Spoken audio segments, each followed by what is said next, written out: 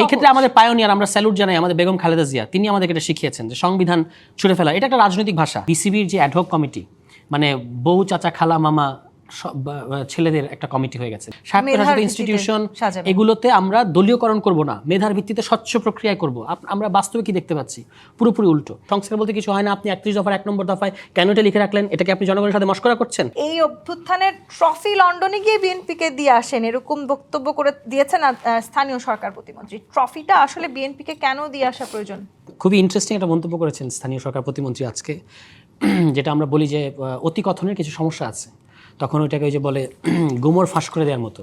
ওনার মন্তব্য অনেকটা সেরকম।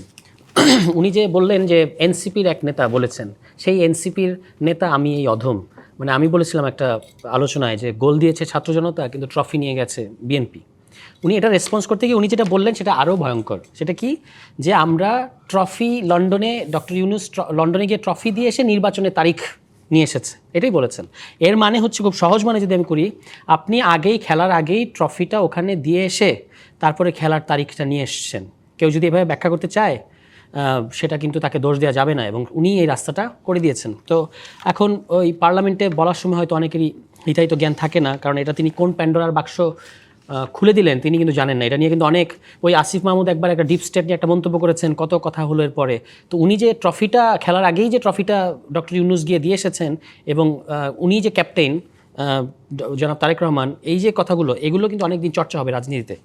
এর বাইরে আপনি যেটা বলেছেন যে হুমকি, মানে 11 দলকে হুমকি দিচ্ছে কিনা, এটা হুমকি না, এটা সতর্কতা, গণতান্ত্রিক সতর্কতা, যে আপনারা গণতন্ত্রের পথে আসলে আপনাদের জন্য মঙ্গল, দেশের জন্য মঙ্গল। আপনার মনে থাকবে যে আওয়ামী লীগ যখন 2008 সালে ক্ষমতা এসেছে, তখন তারা এসেই 2011, 3 বছর সময় নিয়েছে অবশ্য তারা এই তাদের আসল চেহারা দেখাতে, কিন্তু বিএনপি মানে তাদের অনেক তাড়াহুড়া, তারা 2 মাসের মধ্যেই এই যে আজকে ধরেন বিসিবির যে অ্যাডহক কমিটি, মানে বউ চাচা খালা মামা ছেলেদের একটা কমিটি হয়ে গেছে। মির্জা ফখরুল ইসলাম, মির্জা আব্বাসের ছেলে, আমির খসরুর ছেলে, জনাব সালাউদ্দিন আহমদের ছেলে, ববি হাজাজের স্ত্রী, এই হচ্ছে বোর্ডের সদস্যরা। তো এই যে আপনি এত দ্রুত দলীয়করণ করছেন, এত দ্রুত, মাত্র 2 মাসের মধ্যে, শুধু তো এখানে না, ঢাকা বিশ্ববিদ্যালয় সহ অন্যান্য বাংলাদেশ ব্যাংক উদাহরণ, এবং এই যে সারা দেশে জেলা প্রশাসক, উদাহরণ দিলে শেষ করা যাবে না। এটা করার মধ্যে, অথচ আপনি প্রত্যেকটা বারবার বলেছেন আমরা স্টেট ইনস্টিটিউশন, স্বায়ত্তশাসিত ইনস্টিটিউশন, এগুলোতে আমরা দলীয়করণ করব না, মেধার ভিত্তিতে স্বচ্ছ প্রক্রিয়ায় করব। আমরা বাস্তবে কি দেখতে পাচ্ছি? পুরোপুরি উল্টো। 200-র বেশি সার্ভিস ও ফিচারে লেনদেনের সব বিকাশ অ্যাপে সম্ভব। এইটা কোন দিকে যায় শেষ পর্যন্ত? এবং অন টপ অফ দ্যাট, আপনি গণভোটের গণরায়টাকে মানছেন না, আপনি সংবিধান সংস্কার পরিষদ যেটা গঠন করার কথা সেটা করছেন না। আপনি এখন বলছেন আমরা সংবিধান সংশোধনী করব, অথচ আপনার 31 দফার 1 নম্বর দফায় আপনি কমিট করেছেন আমরা সংবিধান সংস্কার কমিশন করব। খেয়াল করে দেখেন 31 দফার 1 নম্বর দফার ভাষাটা কি? সংবিধান সংস্কার কমিশন। এখন আমরা তো জানতে চাইবো যে সংবিধানের ভেতরে থেকে কোথায় আপনাকে সংবিধান সংস্কার কমিশনের মতো একটা জিনিস করার মানে সুযোগ বা স্কোপ আপনাকে সংবিধান কোথা থেকে দিল? সংস্কার বলতে কোনো ল্যাঙ্গুয়েজ কিন্তু আমাদের সাংবিধানিক ল্যাঙ্গুয়েজে নাই। কিন্তু একটা সময় আপনাদের দলের নেতাকর্মীদেরকে এটিও বলতে শোনা গেছে যে এই সংবিধানকে ছুঁড়ে ফেলে দেওয়া হবে। না, সেটা বলেছি, এটা এই ক্ষেত্রে আমাদের পায়োনিয়ার, আমরা স্যালুট জানাই আমাদের বেগম খালেদা জিয়া, তিনি আমাদেরকে এটা শিখিয়েছেন যে সংবিধান ছুঁড়ে ফেলা এটা একটা রাজনৈতিক ভাষা। এটা নিয়ে যেটা হচ্ছে এটা হলো অতি চর্চা। যখন আমরা এই সংবিধান চাই না, একটা নতুন সংবিধান চাই, তখন এটা রাজনৈতিক ভাষা হচ্ছে জনগণ ছুঁড়ে ফেলে দেবে। এটা নিয়ে যিনি সাম্প্রতিক সময় সবচেয়ে বেশি সমালোচনা করলেন, ওই জনাব পার্থ, তিনি নিজেও 1 বছর আগে এই কথাই বলেছেন, এত দ্রুত ডিমেনশিয়ার আক্রান্ত হলে তো সমস্যা।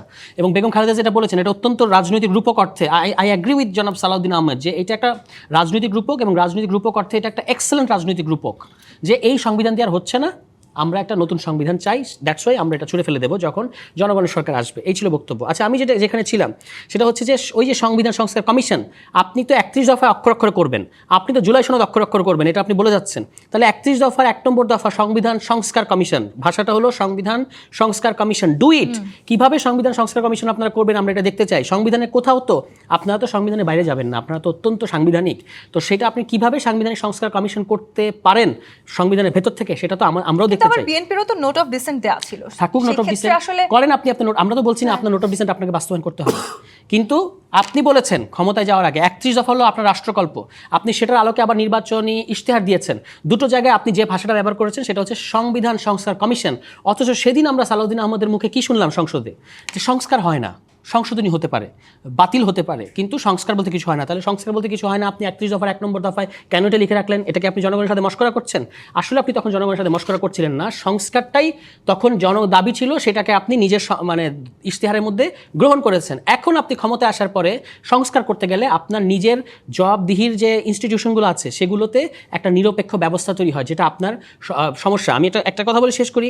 আপনি দেখবেন যে তারা 20টা অধ্যাদেশ বাতিল করে দিয়েছে। সেই 20টা অধ্যাদেশ কি? যেগুলো আমাদের ওভারসাইট ইনস্টিটিউশন, মানবাধিকার, দুদক, ব্যাংক রেজুলেশন ইত্যাদি যে সমস্ত ইনস্টিটিউশনগুলো আমাদের গুরুত্বপূর্ণ, সেগুলো তারা বাতিল করে দিয়েছে। কোন অধ্যাদেশটাকে তারা রাখছে? স্থানীয় সরকার অধ্যাদেশ, যেখানে বলা হয়েছে আপনি চাইলে যে কোনো কারণে স্থানীয় জনপ্রতিনিধিদেরকে নির্বাহী আদেশ বলে অপসারণ করতে পারবেন। এই ক্ষমতা যে অধ্যাদেশে আছে সেটা অন্তর্বর্তী সরকার করেছিল একটা বিশেষ পরিস্থিতিতে। এই অধ্যাদেশটাকে আপনি এখন আইনে পরিণত করছেন, which directly contradicts with your দলীয় ইশতেহার।